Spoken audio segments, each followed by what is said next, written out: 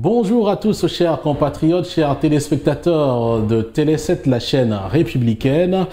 Vous ne vous êtes pas trompés, vous êtes bien sur votre émission Questions-Réponses, l'émission qui vous propose le débat, l'échange d'informations en ce qui concerne l'évolution politique, économique et sociale de la République démocratique du Congo, selon les prismes de vos compatriotes de la diaspora. Nous avons aussi l'occasion de pouvoir inviter pour vous, recevoir pour vous des personnes peut-être étrangères, mais qui s'occupent, disons, qui font des choses pour la République démocratique du Congo ou qui ont un lien avec la République démocratique du Congo. Votre émission, comme vous le savez, également est diffusée sur Internet, sur www.telechangu.com et puis sur www.kuswanika.com.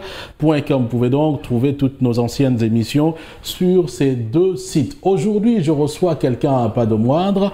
Il s'agit donc du Premier ministre du gouvernement Kabinde en exil. Monsieur est également ministre chargé des Affaires extérieures et de la sécurité. Nous sommes toujours dans le gouvernement de l'enclave de Cabinda et dans la République de l'Angola. Vous aurez donc des amples précisions dans cette émission. Alors, je vais vous le présenter. Il s'agit donc de monsieur Strenwin Kaf. Monsieur Strenwin, bonjour. Bonjour Fabien Alvaro Kuswanika. Fabien Alvaro Kuswanika, merci. Je comprends que vous parlez portugais, vous voulez directement transformer ça en portugais. Exactement, c'est ma langue. J'ai eu la joie de prononcer ce nom-là tel qu'il a été Alvaro. Voilà, donc désormais, vous pouvez aussi, quand je suis en Angola, vous pouvez m'appeler Alvaro Kuswanika, c'est décidé par M. Strenwin Kaf. Alors, nous allons parler un peu de Cabinda, nous allons parler de ce que vous faites pour le Cabinda. Nous parlerons également, évidemment, du Cabinda, mais dans l'Angola. Alors, la première des questions qui me vient à l'esprit, je vous vois un peu en accoutrement de prêtre. Je ne sais pas, vous êtes pasteur, prêtre, moine, ou bien comment vous présentez-vous auprès de nos nombreux téléspectateurs à Kinshasa et sur Internet? Exactement, ce n'est pas une simple parure. Je suis prêtre religieux franciscain mineur conventuel, c'est-à-dire du 3e ordre. Et vous êtes donc pratiquant jusqu'à aujourd'hui? Exactement, je suis prêtre, je mourrai prêtre. Ah, mais ce qui est étonnant, c'est ces derniers temps de voir beaucoup de prêtres s'adonner à des choses politiques, finalement, alors que nous, quand on grandissait, on nous disait « rendez à César ce qui est à César et à Dieu ce qui est à Dieu ». Mais vous, apparemment, vous quittez un peu le monde temporel. Qu'est-ce que je dis? Le monde spirituel pour le monde temporel. Est-ce qu'il n'y a pas là une certaine contradiction par rapport à votre engagement vis-à-vis de votre Église? Il n'y a pas une contradiction quelconque. Nous sommes prêtres, représentants des dieux auprès des hommes, mais tout ce que nous le faisons pour le bien des hommes et pour la gloire des dieux. Ah, pour la gloire des dieux. Et vous êtes catholique ou Exactement, je suis prêtre catholique romain. Alors, monsieur le Premier ministre de l'enclave, disons du gouvernement en exil de l'enclave de Cabinda, est prêtre catholique de l'Église catholique romaine, bien entendu. Eh bien, ce qui est dit est dit. Alors, comment va le Cabinda, au fait? Oui, le Cabinda va bien. Là, tout de suite, je vais t'apporter une très bonne nouvelle. Mon peuple et moi avons décidé d'amener la paix à la place publique. C'est-à-dire? C'est-à-dire que le gouvernement angolais, dans son agenda de 2013, relativement à la politique de la société, a inscrit une ferme volonté de relancer les discussions avec le Cabinda. À cet effet, nous avons préféré secouer l'arbre pour voir ce qu'il en tombe. Mais au Cabinda, selon nos informations, il y a quand même il y a ce qu'on appelle déjà le FLEC. Oui. Et puis, dans le FLEC même, il y a des dissensions. Finalement, le gouvernement angolais va faire, disons, tous les pourparlers de paix avec quel groupe? C'est eu des messieurs Nzita ou bien c'est eu des autres dissidents? Exactement. Ceux qui ne connaissent pas l'histoire de Cabinda, ils verront que le FLEC est divisé. Au fond, nous sommes unis. Nous avons le même objectif de chercher la paix pour Cabinda et la libération de l'État de Cabinda. Mais entre nous, il peut y avoir des petites querelles qui ne lègent que entre nous. Et cela n'a rien à voir ni avec le gouvernement angolais, ni avec le monde international. Donc ça n'a à voir qu'avec les cabinets entre eux. Entre les cabinets, entre autres. C'est un problème culturel. Je dirais, il n'y a pas de cassation entre nous, il n'y a pas de combat entre nous, il n'y a pas d'assassinat, mais il existe des gens qui ont le statut politique et ceux qui ont la mimique de domination. Ceux qui ont la mimique de domination, ils s'efforcent, eux, à enjamber l'échelon du statut pour appartenir au pouvoir. Voilà. Donc, c'est-à-dire, si je comprends très bien, vous, dans votre groupe, avec M. Nzita et consorts, vous êtes pro-négociation avec le gouvernement angolais. Et puis, à côté, il y a un autre groupe qui, lui, est jusqu'au boutiste, mais qui voudrait l'indépendance totale de l'Angola.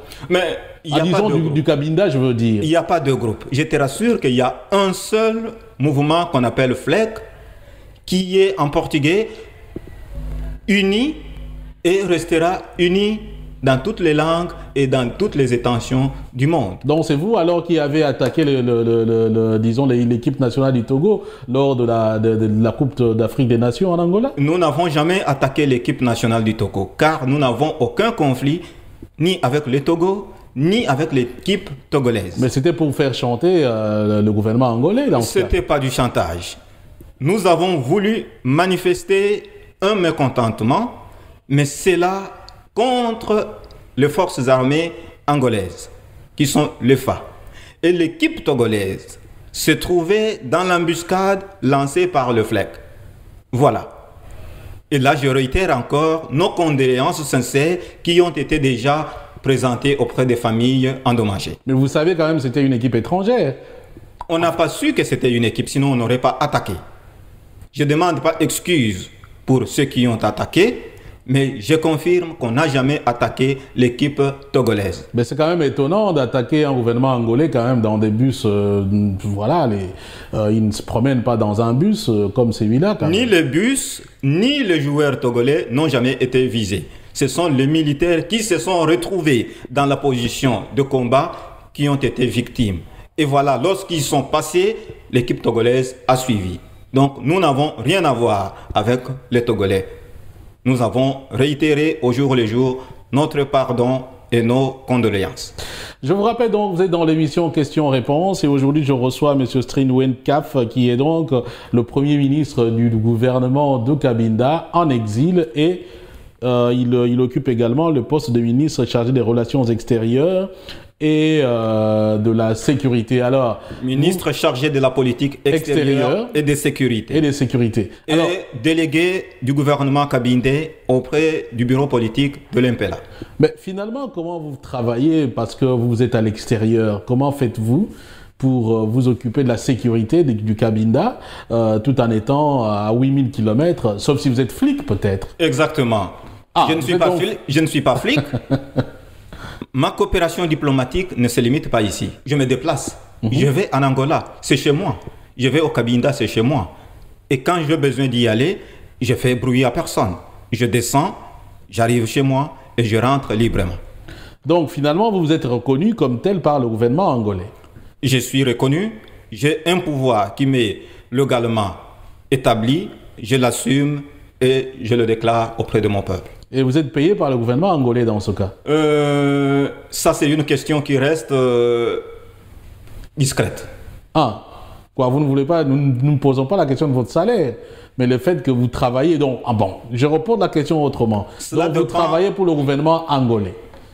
Je ne te dis pas ni haut, ni bas, mais je te garantis que je ne représente aucun parti politique, mais je représente le peuple en général. Et le FLEC, c'est quoi finalement? Le FLEC, c'est une force armée qui n'est pas un parti politique, mais c'est une force qui réclame l'indépendance des Cabinda. Voilà. Alors, maintenant, à ce stade, vous en êtes où avec l'Angola? Vous dites que maintenant, vous voulez faire la paix, vous voulez négocier la paix avec Luanda. Je suppose que Luanda est d'accord, si vous reconnaît comme Premier ministre en exil. Et puis là aussi, je me pose la question, pourquoi vous continuez à demeurer en exil? Parce que vous êtes reconnu par Luanda. Ne serait-il pas mieux peut-être d'aller négocier sur place? Voilà, essayez un peu de nous expliquer pour tirer un peu la lanterne de certaines personnes au clair. Exactement. Il y en a nombreux, quand ils entendent parler de l'exil, ils pensent que tout le monde est réfugié ou exilé. Ça, c'est une fausse connotation. Exilé ou en exil, puisque le gouvernement a été créé en exil, ou à son bureau opératoire en exil. Mais c'est ce mouvement qui est en exil qui coordonne ce qui se passe au pays, chez le FLEC, au Cabinda, dans les Mayombe. Parlant de cette distance, rien ne nous empêche. J'ai tout à l'heure dit que nous avons amené la paix à la place publique et avons secoué l'arbre pour voir ce qu'il en tombe. C'est-à-dire que le gouvernement angolais est disponible d'ouvrir des discussions avec les Cabinda. Mais il a une ferme condition. Nous, FLEC, dirigeants de cadre, devons lui présenter des gens spécifiques, capables, responsables de représenter ce peuple. Car il a été déjà victime depuis l'autre fois. Et là, vous ne vous mettez pas d'accord? C'est là où nous ne sommes pas d'accord. Mais cet appel que je lance, c'est un appel à l'ordre pour les FLEC et autres qui sont derrière moi. Et d'un côté, c'est de l'amnistie que je présente auprès du gouvernement angolais. Donc finalement, si je comprends très bien, à la fois, vous êtes pour les négociations, vous êtes aussi conscient du fait qu'il y a un groupe qui ne veut pas de ces négociations, et vous-même, vous devenez en fait négociateur entre vous, disons entre ce groupe et le gouvernement angolais pour que ces gens-là viennent à la table des négociations. Je dis que tout le monde cherche à négocier. Mais avant d'y aller, il faut avoir l'émancipation politique. Ce groupe-là, lorsqu'ils vont seuls, sans être reconnus par le gouvernement FLEC, sans être mandatés, tout ce qu'ils vont négocier n'ont rien à voir avec le FLEC et le gouvernement angolais ne mettra plus jamais en pratique. Voilà la responsabilité politique. Et donc vous les soupçonnez un peu de vous court-circuiter dans une certaine mesure et puis aller négocier avec le gouvernement angolais dans ce cas-là? Nous n'avons pas peur d'eux. Ils n'ont rien négocié. Ils s'efforcent de négocier, mais ils n'arrivent pas à négocier. Car s'il y avait déjà des négociations, le peuple déjà serait sorti de l'impasse où il se trouve. Le destin du peuple est en danger. Pour que ce danger puisse s'effacer, nous devons aménager la paix. C'est ce que nous recherchons. Et la paix doit être reconnue par le gouvernement angolais lorsque les représentants du peuple cabindé sont aussi reconnus par le gouvernement angolais. Mais qu'est-ce que vous mettez finalement dans cette paix? Est-ce l'indépendance du Cabinda? Est-ce simplement la situation comme elle est pour le moment? Vous restez dans l'Angola, mais en même temps, peut-être vous bénéficiez d'une large autonomie. Vous gérez le Cabinda, mais tout en restant en Angola. Et bien entendu, l'Angola voudrait quand même que vous déposiez les armes. C'est la moindre des choses dans ce cas-là. Nous avons une porte qui nous attend pour être ouverte.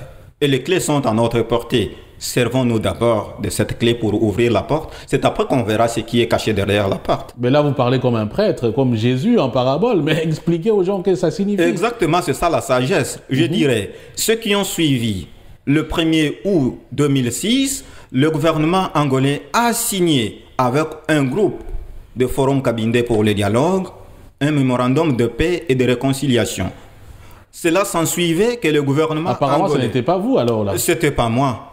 C'est Bintou Bembe qui a signé. Qui n'est pas de votre groupe. Il n'est pas de notre groupe. Il a été un grand cadre FLEC. Il a dirigé des positions dont nous lui devons aussi du respect. Mais il a signé que le gouvernement angolais acceptait d'octroyer au Cabinda le statut spécial. Et ce statut spécial peut être interprété comme on l'a fait par un protocole d'accord qui menait à l'autonomie. Nous devons d'abord réclamer cette autonomie, puisque nous le méritons. Ça a été signé dans les documents officiels. Tout l'Angola le sait. Alors, nous devons le réclamer. Alors, c'est-à-dire, si je comprends très bien, monsieur n'est pas avec vous, il signe, mais vous reconnaissez quand même ce qu'il a signé. Moi, en tant qu'intellectuel, je reconnais le point fort qu'il a signé. Nous allons commencer notre combat là où nous l'avons terminé. Il a été un de nous, il est cabindé, il est notre frère. Ce qu'il a fait, les bons, nous les suivons. La clé est là, comme je venais de dire. Mais servons-nous d'abord de cette clé pour ouvrir la porte. Mais alors maintenant, parce que si le gouvernement angolais s'est déplacé pour signer avec M. Bento, comme vous le dites, c'est que M. Bento quand même est d'une certaine importance. Alors vous vous appelez encore un autre groupe, finalement ça fait un peu un cafouillage. Moi, personnellement, je ne comprends plus rien.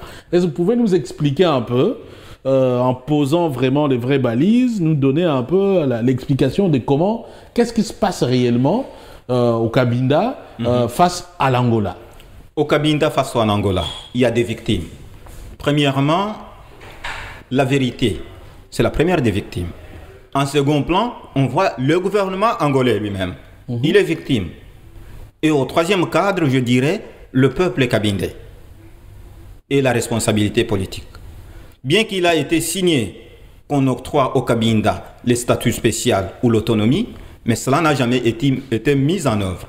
Il n'y a jamais eu transfert de compétences jusqu'à présent. Le peuple qui attend la paix de toute cette envergure ne l'a jamais bénéficié. La paix est en danger. Aménageons la paix. C'est une tâche qui n'est pas de Bintou Bembe seul, qui était le moteur de cette signature.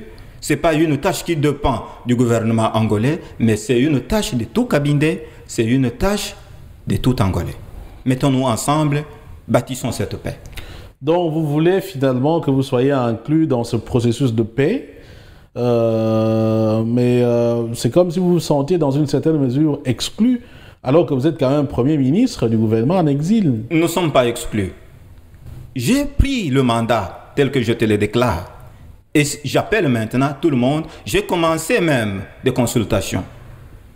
Je veux ramener. J'ai présenté au gouvernement angolais cette amnistie. Nous voulons que la guerre cesse. Et je ne veux plus jamais entendre qu'il y a eu de coups de balle, ni de parts angolaises, ni cabindaises. Que la paix règne pour tous. Et finalement, au niveau de la situation militaire, comment ça se présente sur le terrain? La situation militaire. Là, je te dirais, il n'y a jamais eu la guerre au Cabinda, ni en Angola. Ah. Il y a de part et d'autre des émeutes. Il y a des émeutes à caractère politique. Quand le FLEC trouve, il agit. Et lorsque le gouvernement angolais se trouve dans la position des forces, tout se manifeste. Mais la guerre en soi, il n'a jamais eu. Et c'est cette guerre que nous sommes en train de craindre, puisque actuellement, le FLEC n'est pas faible non plus. Oui, mais vous appelez à la paix, en même temps vous dites qu'il n'y a jamais eu de guerre. Voilà, donc c'est en fait le manque de paix pour vous, ce sont des émeutes qui viennent de part et d'autre de deux camps de l'Angola, donc le Cabinda et l'autre partie de l'Angola, qu'on pourrait appeler la métropole. Dans toutes les responsabilités que le peuple doit jouir, le destin est en danger. Et le manque de ce destin du peuple, c'est le manque de paix. Alors, mais il y a des gens aussi qui se posent la question, mais comment ça se fait que un tout petit territoire comme le Cabinda, d'abord qui n'a aucun lien territorial avec l'Angola, pour ceux qui savent, donc le Cabinda c'est entre, je pense, le Congo-Brazzaville et le Congo, la République démocratique du Congo, ce petit territoire, alors que l'Angola est réputé être l'une des grandes armées africaines, comment l'armée angolaise n'a jamais pu écraser le Cabinda? Voilà, tu reviens maintenant à ma réponse, qui n'a jamais eu la guerre entre l'Angola et le Cabinda. C'est un problème culturel. Quand le FLEC rencontre les Angolais, il n'y a jamais eu de combat à la ligne de marge. Les vrais militaires savent. Jamais. Mais il en ressort des handicapés et des blessés. Comment ça se fait alors? Vous utilisez des fétiches ou quoi? Des fétiches, non. Nous avons une force qui est culturelle et qui restera. C'est ça l'identité cabindaise. Elle reste entre nous, elle reste pour nous, elle reste autour de nous. Personne ne va nous l'empêcher de l'utiliser. Ah, bah expliquez-nous un peu, on a envie de comprendre quand même. J'ai tout dit que cette force existe. Il n'y a pas d'armes, et puis il y a des handicapés, il y a des blessés. Et voilà. Puis, voilà, vous pour dites, dire voilà, que nous sommes importants auprès de l'Angola. Si l'Angola se servait de cette force-là, elle deviendra encore très puissante, comme on le sent aujourd'hui. Mais n'empêche que, disons, comment le dire, l'objectif ultime quand même, c'est votre indépendance. Je vous comprends très bien pour les cabinets. Mais si cette force-là spirituelle était si importante, pourquoi vous n'avez jamais réussi? Mais cette force-là, c'est ce qui a fait que jusqu'à aujourd'hui, nous nous maintenons encore en vie. Elle existe, elle existera. Si l'Angola va s'en servir, tant mieux. C'est ça qui va négocier avec nous pour se servir de cette force. Mais sinon, elle restera à nous. Alors, vous, finalement, en dehors du fait, bon, vous dites, vous voulez, comment vous appelez à la paix, concrètement, quel est votre plan de sortie de crise? Qu'est-ce qu'il faut faire concrètement? Au niveau de vous, Cabindé, pour que les gens comprennent, voilà, nous, ce que nous proposons, c'est ça, et nous attendons du gouvernement angolais qui nous amène ça sur la table, et lorsqu'on aura mélangé les tout, nous aurons la paix. La feuille de route a été établie et je l'ai présentée auprès du gouvernement angolais. Qu'est-ce qu'elle dit, cette feuille de route? Dans la relation diplomatique et la politique discrétive, on ne le relate pas au public comme ça. Ça reste un secret entre le gouvernement kabindé et le gouvernement angolais. Ils vont l'analyser et nous répondre. Mais la première réponse qui est venue est que le gouvernement angolais veut une banque de cadres kabindés responsables de représenter le peuple. Et voilà, je suis dans le chemin.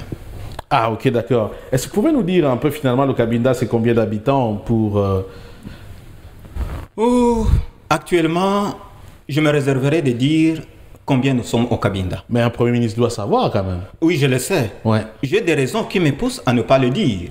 Car l'effectif forme la masse populaire. La masse populaire, c'est ça le pouvoir d'un peuple. Nous avons des chipotages. Je te dirais même ici en Europe ou à travers le monde, on en trouve des cabindés qui sont cabindés dans le document, mais qui ne le sont pas. Pour cause de circonstances immédiates, ils ont demandé par exemple asile comme cabindés.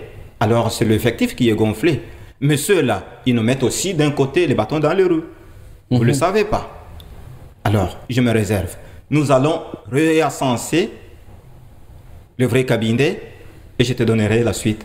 Ah donc, pour vous, admettons que le gouvernement angolais dise qu'il y a 500 000 cabindés, pour vous, c'est pas une donnée fiable, quoi, c'est ça? On n'a jamais donné des chiffres exacts. C'est pour dire que non, c'est un peuple qui est minoritaire, mais on ne l'est pas. La force n'a rien à voir avec la minorité. C'est la détermination, c'est la tête qui fonctionne. Le peuple existe, il est là. Alors, je vais vous poser une question parce que vous êtes suivi également à Kinshasa dans cette émission. Question-réponse, ça passe donc sur Télé7, la chaîne républicaine. Quelles sont vos relations, vous, Kabindé, avec les Congolais, par exemple? De Kinshasa d'abord. On pourrait aussi parler du Congo-Brazzaville. J'ai toujours considéré, c'est un même peuple d'ailleurs. Demain, ça serait peut-être idéal qu'on parle d'un grand Congo, hein, ou Congo-Kinshasa et Congo-Brazzaville. Pourquoi pas? C'est un rêve, hein, mais il est permis aussi de rêver. Mais vous, que sentez-vous vis-à-vis des Congolais de Kinshasa ou de Brazzaville? Le Congolais brazzavillois, comme Congolais démocratiques, sont des Africains comme nous. Ça, en tout cas, ça se voit. Hein. Nous sommes tous le peuple du Congo. Et on nous appelle des Bakongo. Et l'histoire nous raconte que le royaume Congo vient de l'Angola. Ça s'étend vers le Congo démocratique, Congo-Brazzaville, ça va jusqu'au Gabon. D'ailleurs, Mbanza Congo se trouve toujours en Angola. Voilà. Nous n'avons aucun problème avec le Congo. Les deux Congos. S'ils veulent nous aider, nous y arriverons. Et nous tendons nos mains. Quel type d'aide avez-vous besoin par rapport aux deux Congos? Mais de tout genre. Moi, par exemple, j'ai aidé le Congo. Je te donne comme information que tu ne sais pas. Entre 2001 et 2002, j'ai reçu le mandat de recruter les officiers militaires qui ont suivi la formation avec les Coréens. Ah Oui? Des officiers congolais? Mais ceux qui vont suivre l'émission, ces officiers-là qui me verront, ils vont reconnaître que c'est moi. Et vous les avez recrutés où? Je les ai recrutés dans le territoire. Je les ai accompagnés chez eux dans les académies et j'ai suivi leur formation jusqu'à la fin. Précisez un peu, c'était en quelle année? 2001, ceux qui ont suivi leur formation à l'académie militaire de avec Corée. les Coréens. Quelle académie militaire déjà, c'était où? Mais en Célé. Demande-leur. C'est moi qui le recrutais. Donc vous étiez à Kinshasa alors? Je suis reconnu. Il y a des ministres qui sont là, il y a des généraux à qui je me t'ai présenté et qui ont obéi au mandat que j'ai reçu et ils m'ont donné la porte ouverte. Et vous avez reçu le mandat de qui? Ça reste à savoir. Pour dire que nous avons des coopérations diplomatiques qui nous amènent plus loin et que nous sommes utiles. Vous êtes tout le temps ésotérique et puis... Voilà, la politique a changé de forme. Pourquoi je change de forme? C'est puisque j'ai un projet qui va. Et ce projet-là n'est pas seulement pour l'Angola ou le Cabinda, mais c'est pour le monde entier. Et il est aussi ésotérique, donc personne ne saura de quoi il s'agit. Écoutez, vous parlez, vous parlez à notre nom, mais la moindre des choses, que nous sachions quand même qu'est-ce qui nous arrive. Je donne l'envie. J'espère que ce n'est pas la fin du monde. Je donne l'envie. Celui qui a besoin de me contacter, il va. Je suis là, je le répondrai. Celui qui trouve que celui-là est important, nous l'ouvrons la porte. Qu'il vienne, il va négocier.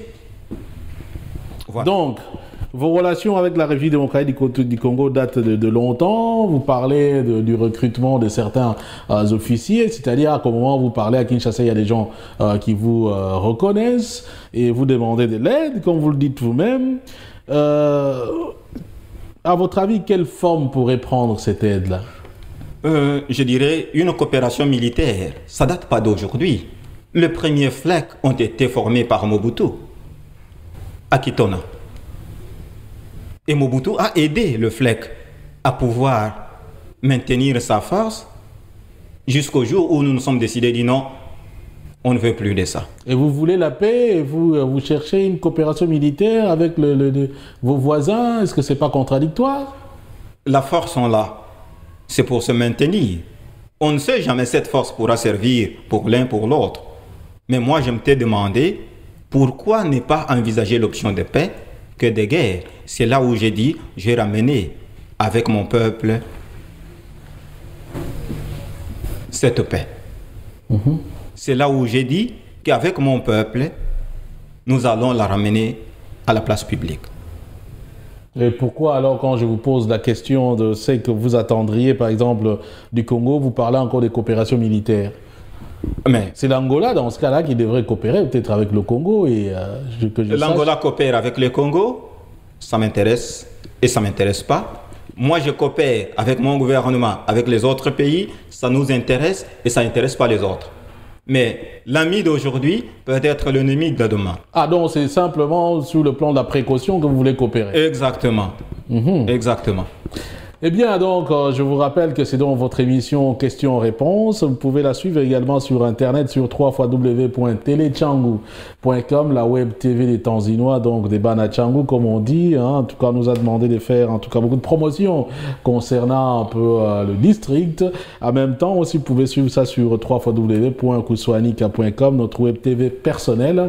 Je disais donc que je reçois pour vous M. Strenwin Kaf. Il est donc le Premier ministre du gouvernement Kabinde en exil et ministre chargé de la politique extérieure et de sécurité. Alors, nous tendons petit à petit vers la fin de cette émission. J'espère que vous aurez certainement beaucoup d'avis de vos compatriotes Kabinde et de tous ceux également qui vous suivent en Angola. Je vous dis qu'il y a beaucoup de gens qui nous suivent sur Internet en Angola. Alors, on entend parler de beaucoup de développement en Angola pour le moment, notamment des villes qui sont construites, des routes et tout ça. Est-ce que vous avez l'impression que cela se répercute également dans le Cabinda? C'est quelque chose à remercier. Aujourd'hui, quand vous passez, vous sentez que la volonté est là. Et cette volonté, c'est ce qui continue à dire « nous devons sauver la paix, nous devons sauver ce peuple ». Ça se voit. C'est à nous maintenant d'être prêts à recevoir cette bonne volonté. Et au Cabinda aussi, on sent le développement comme on le sent au niveau de Luanda et tout? On le sent, mais nous voulons continuer à coopérer afin que ce développement soit comme ça nous a été promis dans l'autonomie et dans le statut spécial. Qu'est-ce qui vous a été promis concrètement? Mais ça n'a pas été bien détaillé, bien défini. C'est là ce que nous voulons défendre et réclamer. Qui nous montre, qui donne le transfert de compétences. Tous nos ministères doivent fonctionner. Avec qui? Avec nous-mêmes. C'est notre territoire. Nous devons bénéficier. Pas de peu que nous sommes en train de voir, bien qu'on l'accepte, mais nous devons aller plus loin. Ça nous appartient. En fait, ce que vous ne dites pas, c'est peut-être aussi vous voulez avoir la gestion du pétrole. La gestion du pétrole, ce n'est pas le point important d'abord. On ne lutte pas pour le pétrole. On lutte pour toute notre identité. Le pétrole s'y est inclus. Est-ce que le gouvernement angolais, vous pensez qu'il est en train de, de nier votre identité de Kabinde? Nous sommes étouffés. Pas seulement par le gouvernement angolais, mais par le monde entier. Et je te montrerai dans quelle forme nous sommes étouffés. C'est-à-dire? Mais c'est-à-dire, aujourd'hui, le pétrole du Cabinda n'est pas le seul pétrole au bénéfice de l'Angola, mais au bénéfice du monde entier. Il y en a des entreprises, il y en a des pays qui ont contracté avec l'Angola pour exploiter le pétrole du Cabinda. Alors, ils doivent aussi se souvenir de nous, nous donner cette possibilité que nous aussi, on a besoin de nous restructurer. Donc, vous restructurez grâce aux bénéfices, disons, aux revenus du pétrole. Vous estimez que vous n'êtes pas, en tout cas, bien rétribué, c'est ça? Bien entendu que ça. Bien entendu que ça. C'est notre pétrole, c'est notre ressource naturelle. Avant d'aller dans d'autres provinces ou dans d'autres pays, nous devons bénéficier. Voilà, donc l'enjeu, c'est aussi le pétrole, pas seulement. Donc, c'est l'identité cabindaise. Ce sont donc les renseignements que nous avons pu avoir dans cette émission avec M. Stren Winkaf. Je vous rappelle, il est donc Premier ministre du gouvernement cabindé en exil et ministre chargé de la politique extérieure et de sécurité et aussi, je pense, représentant au bureau politique par rapport au gouvernement angolais. Donc, si on comprend très bien, tout baigne. Les relations entre vous, du moins votre parti, avec le gouvernement angolais va très bien. Finalement, si en ce moment ici vous suivent, quel est votre dernier message? Le dernier message, c'est de dire que tout le monde est important. Ceux qui veulent nous contacter pour nous donner des coups de pouce, ils sont les bienvenus. Nous les attendons. Voilà, merci M. Stren Winkaf, merci en tout cas d'être venu et merci également à vous tous chers téléspectateurs et chers internautes de nous avoir suivis dans cette émission. Je rappelle que je recevais pour vous M. Stren Winkaf. Le rendez-vous est pris lors d'une prochaine émission avec certainement un nouvel invité et d'ici là, portez-vous très très bien. Peace and love frères, ainsi soit-il et ce qui est dit est dit. Et les paroles qui ont été dites ici n'engagent que les auteurs. Merci à vous tous et à la prochaine.